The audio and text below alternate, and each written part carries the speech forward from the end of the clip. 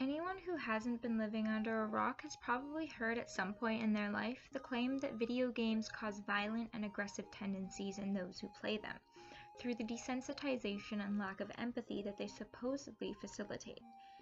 There are a lot of studies that back up this belief that video games cause desensitization, which leads to aggressiveness. However, there's a lot of studies that go against this belief as well.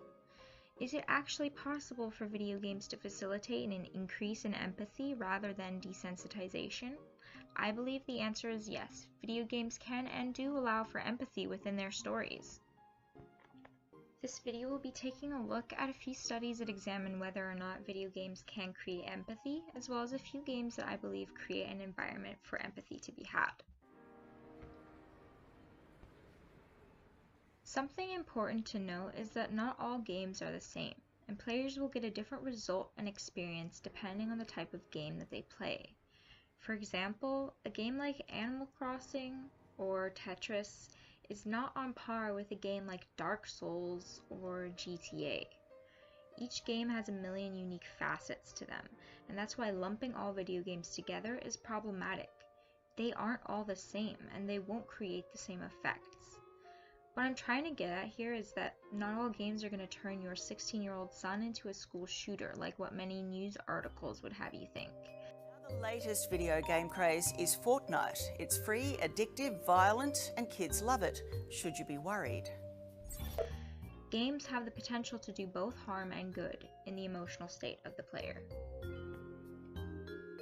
Before we get into the research, it's important we look at a few definitions. First off, what is empathy? Empathy is often misconstrued as sympathy, but the two are very different. While sympathy is being able to understand a person's struggle, empathy takes it a step further, taking on that person's emotional struggle as your own, putting yourself into their shoes. Sympathy is understanding, whereas empathy is engaging. Next, Schadenfreude. It's a long, hard to pronounce German word that describes the pleasure that some people may get out of observing other people in pain, whether that pain be mental or physical. Now, there is a lot of research that concludes that video games can cause aggression and desensitization towards real-life violence. In a 2011 study by Engelhardt, Bartholow, Kerr, and Bushman, it finds that consumption of violent video games increases the risk that the player will become desensitized and lose empathy towards those experiencing real-life pain. Another study, done in 2010 by Anderson et al., also found that there was a positive correlation between playing violent video games and an increase in emotional desensitization, as well as a decrease in empathy. However, just because these studies put forth these findings doesn't mean that all video games without a doubt create a desensitized player. There are other studies that suggest that video games can do the opposite, that they create empathy and other prosocial tendencies such as cooperation and helpful behavior. One recent study in 2017 done by Mahood and Hannes finds that players who committed immoral acts in video games actually felt guilty and remorseful for committing these types of actions within the virtual world. The guilt that is described in this study is clearly shown here in this Until Dawn playthrough by YouTuber James Wilson. He chooses to throw a snowball at a bird in the game, and upon seeing the consequence of his action, is shocked and most likely feeling very remorseful. I know all your tricks. Oh, fuck that bird! Do it. Oh no! Oh no! Damn, Jess. What you did? I know. Oh no, poor birdie, poor little Tweety birdie. Stone cold, Jess. I didn't do it on purpose. Oh my god! This kind of reaction clearly goes against what those other studies were trying to assert, that video games cause a lack of emotional response. One study by Harrington puts forth this idea that video games can actually extract empathy from the players.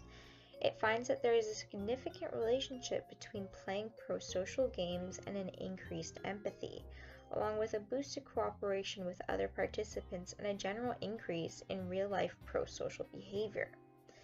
To add to this, a study done by Greitmeyer and Oswald found that playing pro-social games was linked to a decrease in schadenfreude in participants and an increase in their empathy. So what does all this research tell us when there's so much conflicting evidence? Well, first of all, most of the research that suggests that games cause desensitization only study video games that are considered to be violent. And similarly, most of the research that looks at how games create empathy are only focusing on games considered to be pro-social. This means we can't come to the conclusion that all games are going to have these effects on players. As like I've mentioned before, each game is unique and will provide the player with a unique experience and effect. Another thing that's important to note about the large majority of the research done on the effect of video games on the mind of the player is that a lot of the participants of the studies happen to be children and young adults. This isn't exactly representative of the population of gamers, as there is a huge age range in those who actually enjoy to play video games. Stepping away from these studies, I want to ask the question, why wouldn't video games create empathy? Just like when you read a novel, in a game you are transported into a different world, a world which you usually experience through the eyes of a character. In this way, we play games by placing ourselves in someone else's shoes.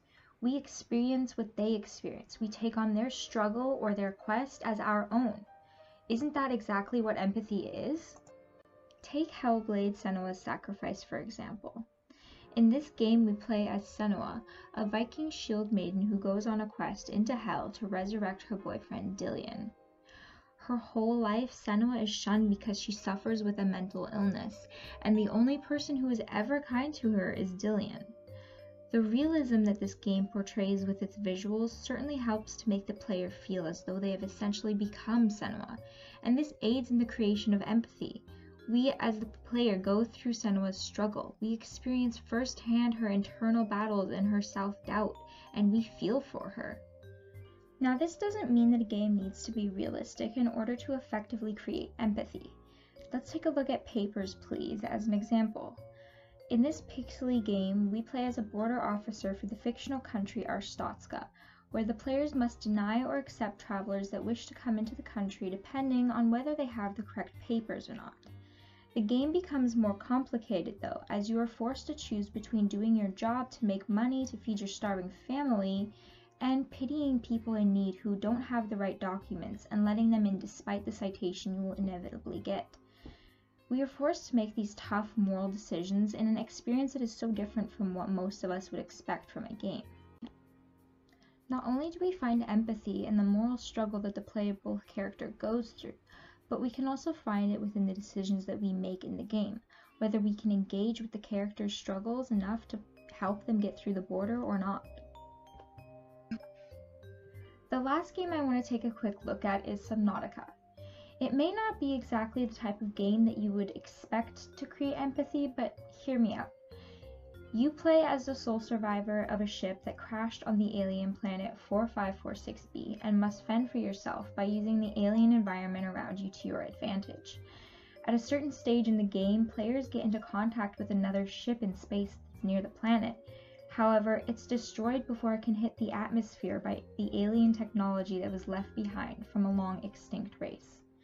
Just when you think you're about to finally be able to be saved, to see other humans for the first time in the game, all your hopes are dashed, and you are left with nothing but rubble. This playthrough by Markiplier is a great example to showcase the empathy that players may engage with in playing this game, especially upon seeing the Sunbeam ship destroyed. PDA signature. Oh, hi. I don't know how you walked away from that wreck, let alone survived since then. But we'll be happy to bring you on board and hightail back to Federation space. Oh, no. Stand back. We're approaching the landing site now. Breaking atmosphere in 5, 4, 3. What is that? No, the red spike. Oh, boy. Oh, boy. Oh, boy. Oh, boy.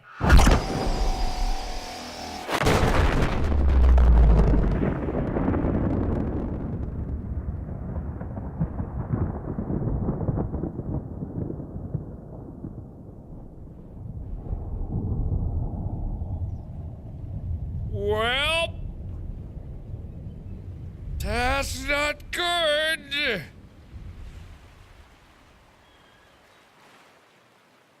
Oh, that sucks. Oh, that's no good. I wonder if there's any salvage I can recover. I doubt it! Anyways, that's it for this video. Thank you for watching and I hope you enjoyed it.